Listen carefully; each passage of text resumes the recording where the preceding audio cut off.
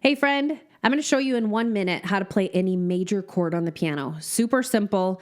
It's called the 4-3 rule. And so what you want to do is just pick any note on the piano. Okay, so let's go C, D, E, F, G. Let's start with a G note. Okay, I'm going to play a G major chord. And the 4-3 rule means you start with this G note and then you go up 4 half steps. 1, 2, 3, 4. There's your second note. And then the 3. 1, 2, 3. 3 half steps up.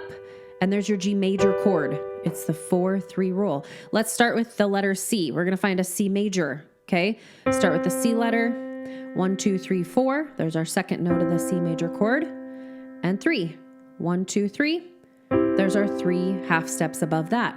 Here's our C major chord, C, E, G. One more. Okay, let's find C, D, E, F.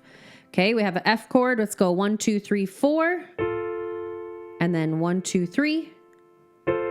There's our F major chord. Super simple. Try it on any note. You can try it on a black note, a white note. It's going to be a major chord with the 4-3 rule. Give it a shot.